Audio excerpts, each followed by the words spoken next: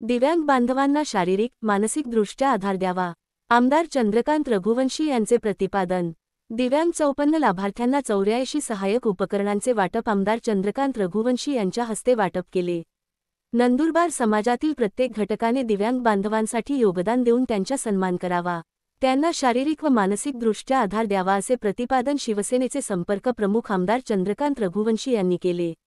आमदार चंद्रकांत रघुवंशी मित्रमंडळ व अलिमको यांच्या संयुक्त विद्यमाने नंदुरबार येथील छत्रपती मल्टीस्पेशलिस्ट हॉस्पिटलमध्ये रविवारी दिव्यांगांना सहाय्यक उपकरणांचे वाटप आमदार चंद्रकांत रघुवंशी यांच्या हस्ते करण्यात आले.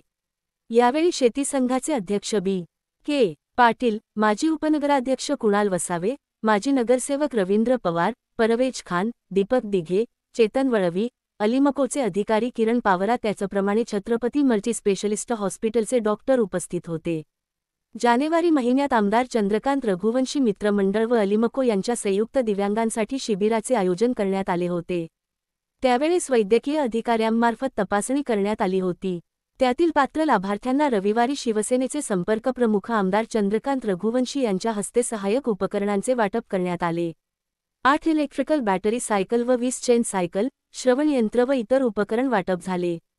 एकूण 54 दिव्यांग लाभार्थ्यांना 84 सहाय्यक उपकरणांचे वाटप करण्यात आले.